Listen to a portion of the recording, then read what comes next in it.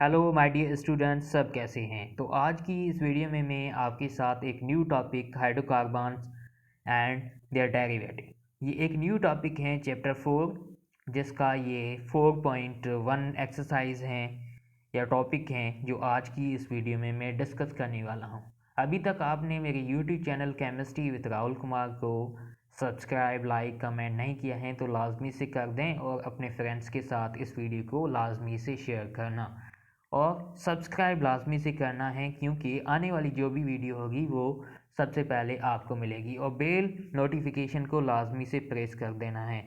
तो स्टार्ट कर लेते हैं आज का न्यू टॉपिक जो है हाइड्रोकार्बन एंड देयर डेरिवेटिव्स। तो आज का टॉपिक जो है वो हाइड्रोकार्बन एंड देयर डेरिवेटिव हैं।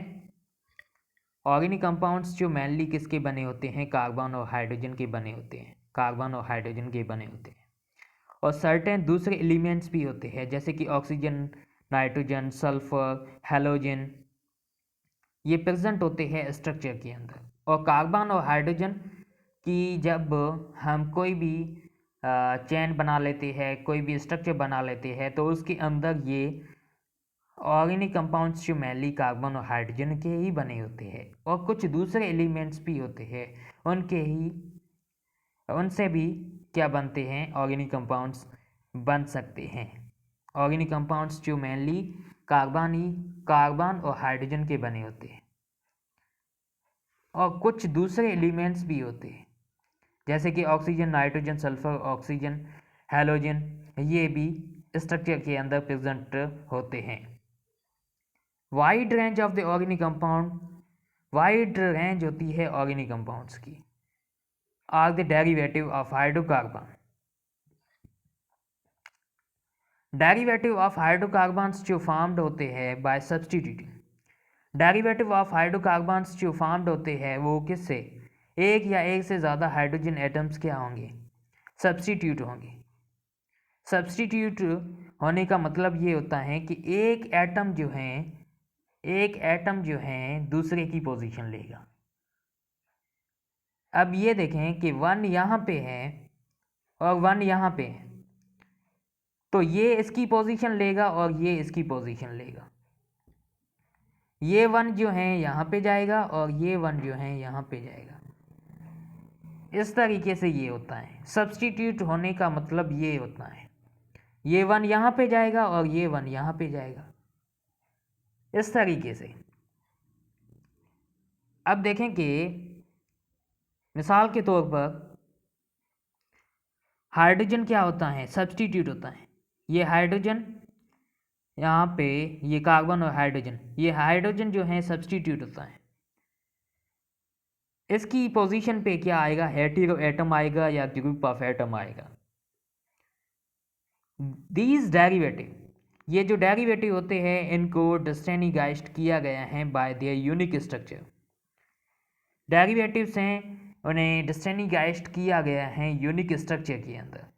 अपनी स्ट्रक्चर होती है और उनकी प्रॉपर्टीज होती है and categorised into the families. Categorise किया गया है फैमिलीज़ के अंदर, ग्रुप ऑफ ऑर्गेनिक कंपाउंड्स के अंदर उनको कैटेगराइज किया गया है। हर जो फैमिली है उसे कैटेगराइज किया गया है स्पेसिफिक, हर जो फैमिली है उसको कैटेगराइज किया गया है। अब अगर भाई देखें कि एक फैमिली है, उसके अंदर उसका क्या होगा, स्पेसिफिक फंक्शनल ग्रुप होगा। अब देखें कि आपकी फैमिली है तो उसके अंदर आपका फादर ही सबसे क्या है, सबसे बड़ा है। आपकी फैमिली के अंदर आपका फादर ही सबसे बड़ा होता है। तो ये है, इसके अंदर भी यही बात है कि फैमिली है तो फैमिली के अंदर भाई एक स्पेसिफिक फंक्शनल ग्रुप होता है। आपकी फैमिली है तो उसके अंदर स्पेसिफिक पर्सन कौन है, आपका फादर है। तो इसकी जो फैमिली होगी, ऑर्गेनिक कंपाउंड्स की फैमिली जो होगी, उसके अंदर स्पेसिफिक फंक्शनल ग्रुप होगा। वो इम्पैक्ट डालता है डिस्टिंक्ट केमिकल और फिजिकल प्रॉपर्टीज़ पे। केमिकल और फिजिकल प्रॉपर्टीज़ ये क्या होती है, डिफरेंट होती है, उस पर इम्पैक्ट डालता है। Compound with in the family, chemical और फिजिकल प्रॉपर्टीज किसकी होती है? कंपाउंड की होती है विद इन फैमिली। फैमिली के अंदर कंपाउंड्स होते हैं, कंपाउंड के अंदर कंपाउंड की जो होती है केमिकल और फिजिकल प्रॉपर्टीज वो क्या होती है? डिस्टिंक्ट होती है। डिस्टिंक्ट होती है इस वजह से इम्पैक्ट पड़ता है। डिफरेंट होती है, डिस्टिंक्ट बोलें डिफरेंट बोलें, उस पर इम्पैक्ट डालता है। फंक्शनल ग्रुप क्या होगा?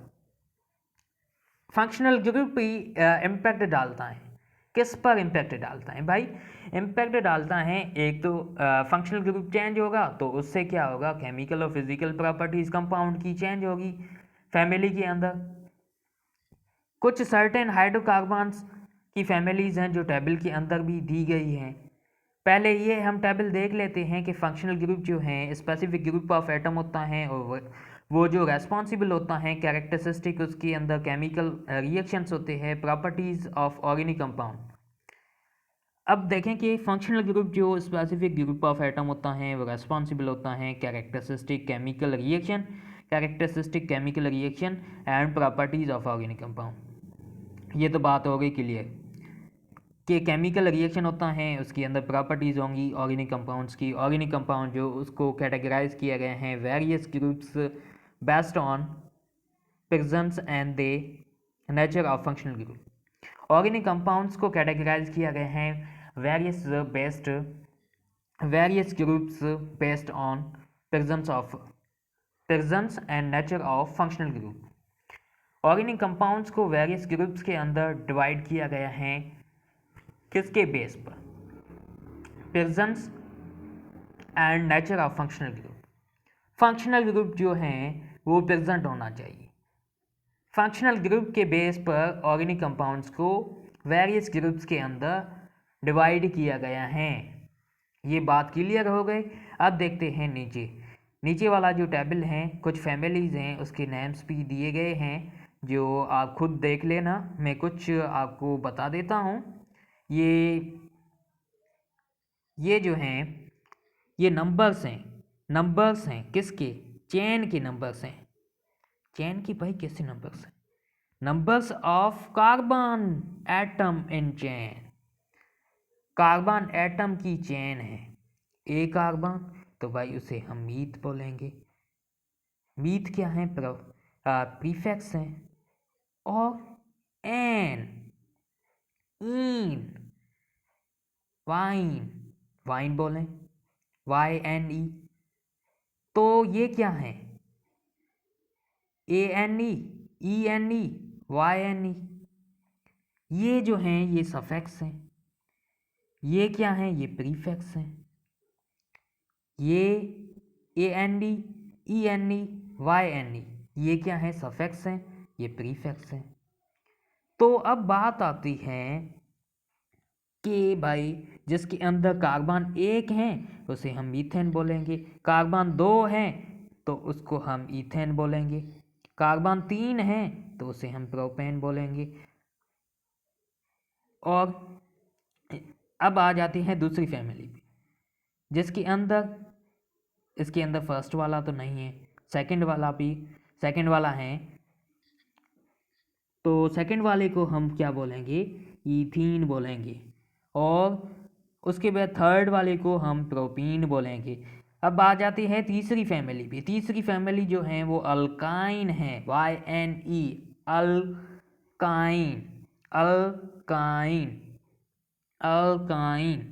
अल्काइन फैमिली है। तो YNE सबके अंदर देखें कि सफिक्स जो YNE आया। यहाँ पे देखें कि सबके अंदर सफिक्स अल्कीन फैमिली के अंदर ENE सबके अंदर ऐड हुआ है। सबके अंदर देखें सफिक्स सेम है। चेंजिंग किसकी आई है? सफिक्स की चेंजिंग आई है। ये सब क्या हैं? ये नंबर्स हैं, कार्बन्स के नंबर्स हैं। चेन बनेगी, कंप्लीट चेन बनेगी। 1 कार्बन 2 कार्बन 3 कार्बन 4 कार्बन, इस तरीके से ये चेन बनती जाएगी। ये कार्बन के नंबर्स हैं। और ये क्या हैं? ये सफिक्स हैं ENE ANE YNE ये सब क्या हैं? सफिक्स हैं। ओके। अब देख लेते हैं नीचे जो हिस्ट्री ऑफ नॉमेनक्लेचर, हिस्ट्री की बात आती है। अब बात कर लेते हैं history of nomenclature. History of nomenclature की बात कर लेते हैं। हिस्ट्री ऑफ नामन कल्चर, ये जो 4.2 है, एक्सरसाइज कहें, टॉपिक कहें, 4.2 है। Every organic compound found on earth, हर जो ऑर्गेनिक कंपाउंड देखा जाता है वो अर्थ पे देखा जाता है, पजेस डिस्टिंक्ट स्ट्रक्चरल फीचर्स होते हैं। इनिशियली उसको नेम दिया गया organic compound, they are assign दिया दे on the basis of origin, origin के बेस पर उसको नेम दे दिया। Or the person who discovered, या फिर पर्सन ने, किसी पर्सन ने डिस्कवर किया। These specific designation designations are they refer to as the common name or the tribal names. Specific designations are they refer to common name or the tribal name with the rapid growth of the organic chemistry. Rapid growth होती जा रही थी organic chemistry की, और number of organic compounds क्या होते जा रहे थे, increase tremendously, where it became the impossible to assign the common name. ये जो था इम्पॉसिबल हो चुका था कि कॉमन नेम इसका क्या होगा, it became the impossible to assign, ये हमें पता नहीं चल पा रहा था कि इसका कॉमन नेम क्या है। Impossible to assign a common name to such the extensive regions of the organic compound, extensive region of compounds and scientists felt the need for the structural and systematic name. जो compounds थे या scientist थे, felt the need for structural and systematic name, उन्होंने structural या systematic name दे दिया। that one would actually accurately reflect the molecular structure, accurately reflect the molecular structure of organic compound. उसके बाद क्या हुआ, an attempt, एक अटैम्प्ट आया, attempt was made by Geneva, Geneva ने एक अटैम्प्ट दिया। अटैम्प्ट कॉन्फ्रेंस हुई, कब हुई, 1892 के अंदर हुई, to create a unique nomenclature, उसने एक नामन कल्चर क्रिएट कर दी। Where in only the official name, one official name would be assigned to each compound, हर एक कंपाउंड को गेनवा ने क्या कर दिया, एक ऑफिशियल नेम दे दिया। इन 1958 के अंदर एक new commission on nomenclature was appointed. 1958 के अंदर एक न्यू कमीशन जो है वो अपॉइंटेड हुई। 1958 के अंदर एक न्यू नामन कल्चर की कमीशन अपॉइंटेड हुई bye international union of pure applied chemistry. ये क्या थी, कमीशन थी, किसकी, नामन कल्चर की, IUPAC जिसे कहें, IUPAC, international union pure applied chemistry. ये क्या है, ये एक कमीशन थी for further work on the nomenclature, further जो वर्क करेगी नामन कल्चर पे। एक न्यू सिस्टम जो आया नामन कल्चर के अंदर, जिसके अंदर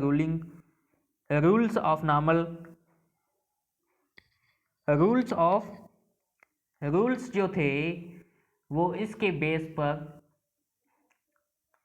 बेस पर थे कि भाई नामन कल्चर के जो नेम्स देंगे या ऑर्गेनिक मॉलिक्यूल्स जो बेसिस हैं वो किसके बेस पर, on the basis of their structure. Rules for the naming of organic molecules on the basis of structure. Structure के बेस पर ही हम नेम देंगे।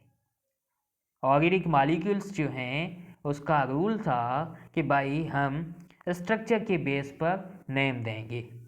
ये IUPAC ने बता दिया कि IUPAC एक कमीशन है जिसने काम किया किस पर, नामन कल्चर पर। 1958 के अंदर एक न्यू कमीशन आई, गेनवा ने एक ऑफिशियल नेम असाइन कर दिया हर कंपाउंड के लिए।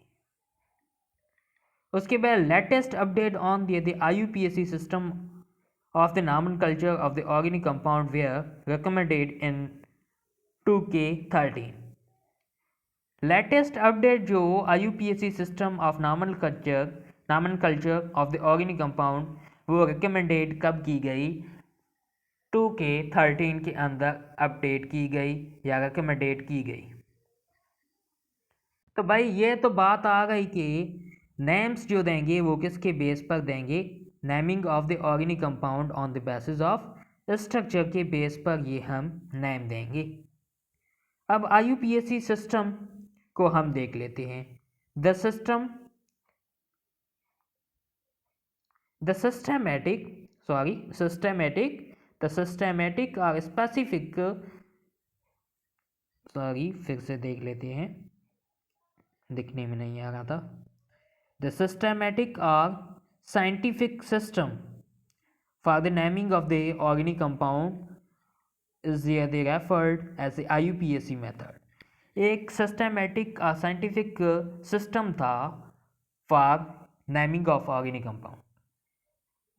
ऑर्गेनिक कंपाउंड्स की नेमिंग के लिए एक सिस्टमेटिक और साइंटिफिक क्या था, मेथड था या तरीका बोलें, वो क्या था, IUPAC। Naming of the organic compound is referred as IUPAC method। IUPAC का मेथड आया तभी ये ऑर्गेनिक कंपाउंड्स को हमने नेमिंग देना स्टार्ट कर दिया। This system is provide the distinct name for our 15 million reported organic compound, 15 million reported organic compound, and can be devised for the millions of the organic compound yet be synthesized। Systematic provide the distinct name थे 15 millions reported organic compounds जो थे, can be devised millions of organic compounds, वो synthesize किए गए, हासिल किए गए।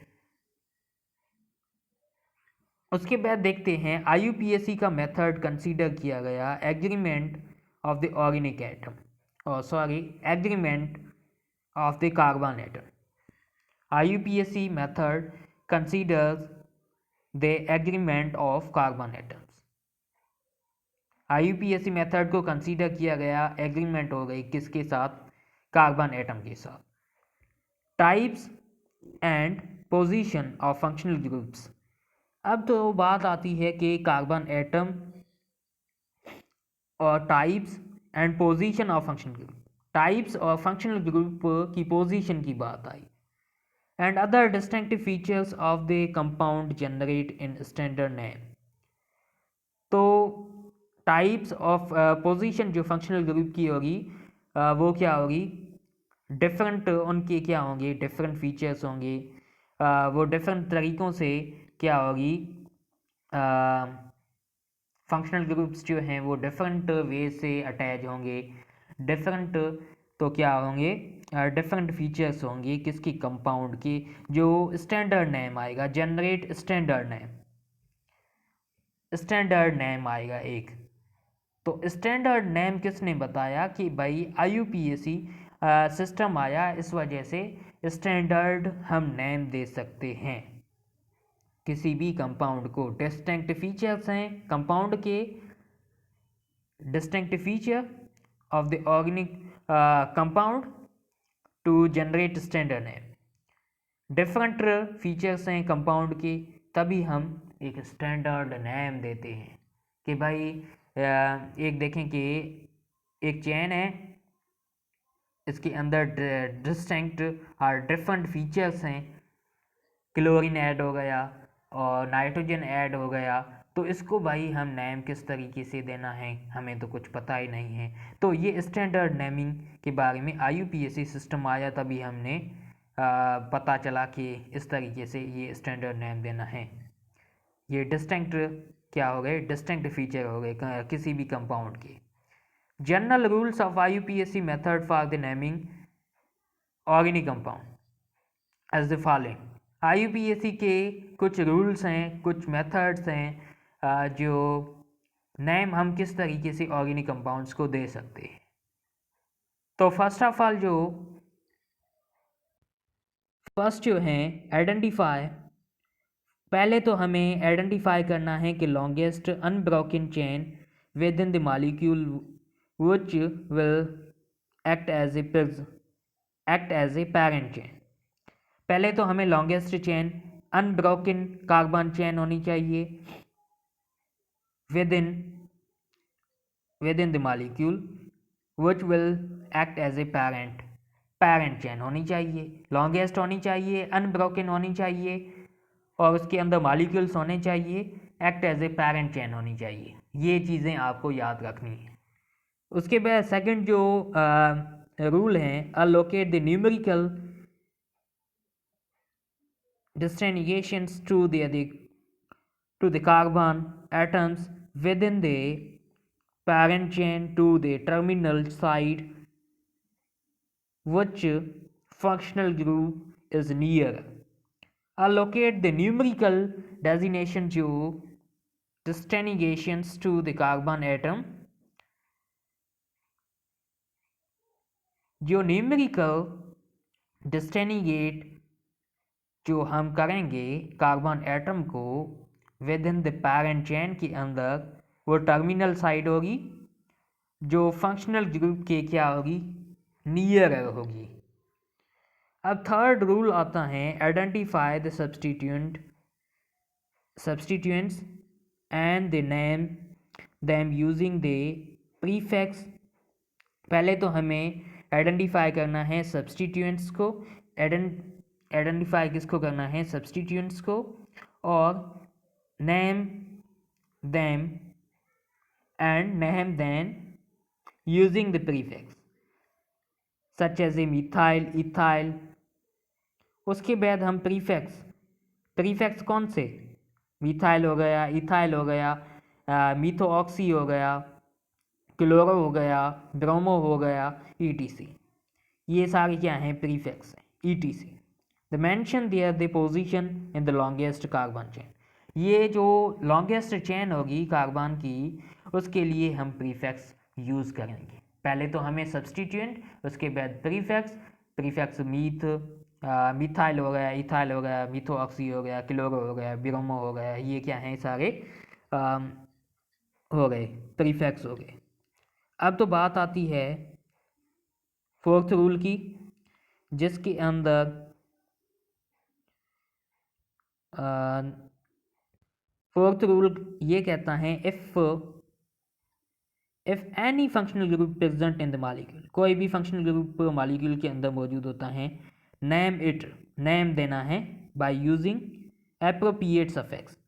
Appropriate suffix use करेंगे such as A1 ONE for ketone है, वो किसके लिए, कीटोन के लिए, AL for aldehyde, OL for alcohol. ये हम क्या हैं, फंक्शनल ग्रुप जब के मॉलिक्यूल के अंदर मौजूद हैं, प्रेजेंट हैं, तो नेम देना है एप्रोप्रिएट सफिक्स। एप्रोप्रिएट जो सफिक्स हम यूज़ करेंगे, जैसे कि 1 है फॉर द कीटोन के लिए, AL है फॉर अल्डिहाइड के लिए, OL है फॉर अल्कोहल के लिए। अब आता है fifth rule, if there are the more than one functional group. अब बात आती है कि एक फंक्शनल ग्रुप हैं तो ठीक है, अब एक से ज़्यादा आते हैं तो क्या होता है, इन द मॉलिक्यूल के अंदर एक से ज़्यादा फंक्शनल ग्रुप्स आते हैं तो क्या करना चाहिए, write their name in the priority based set by priority rules. अभी तो बात आती है प्रायोरिटी बेस्ड पर। एग्जाम्पल के तौर पर पहले जो कार्बो ऑक्सिलिक आएगा, उसके बाद अल्डिहाइड आएगा, उसके बाद जो कार्बन डबल बॉन्डेड ऑक्सीजन, ये कीटोन आ गया, कीटोन, उसके बाद अल्कोहल, उसके बाद नाइट्राइल, उसके बाद बात आती है, उसके बाद ये जो हैं ये क्या आ गया, ये ईथर हैं, उसके बाद डबल बॉन्ड, उसके बाद डबल बॉन्ड, उसके बाद ट्रिपल बॉन्ड, उसके बाद सिंगल बॉन्ड, ये आएगा। ये क्या है, पीरियोडिटी बेस्ड पर है। पहले कार्बोऑक्सिलिक, उसके बाद अल्डिहाइड, अल्डिहाइड के बाद कीटोन, कीटोन के बाद अल्कोहल, अल्कोहल के बाद नाइट्राइल, नाइट्राइल के बाद हमारा ईथर, ईथर के बाद अल्केन, अल्कीन, अल्कीन के बाद जो है वो अल्काइन, अल्काइन के बाद अल्केन। इस तरीके से ये पीरियोडिटी बेस्ड पर हम एक या एक से ज़्यादा जो फंक्शनल ग्रुप आ जाते हैं, तो इस तरीके से पीरियोडिटी बेस्ड पर हम IUPAC रूल इस्तेमाल करेंगे। तो आगे वाली जो वीडियो होगी वो आगे जाके देखेंगे एक न्यू टॉपिक कौन सा है। न्यू टॉपिक जो है वो नॉमेनक्लेचर ऑफ अल्केन है, जो आगे जाके देखेंगे। तो thank you so much, thank you. आपको ये इंशाल्लाह ये वीडियो समझ आई होगी, नहीं समझ आई तो फिर से कमेंट करना, शेयर करना, सब्सक्राइब लाजमी से कर देना। Thank you. तो नेक्स्ट वीडियो में मिलते हैं एक न्यू टॉपिक के साथ।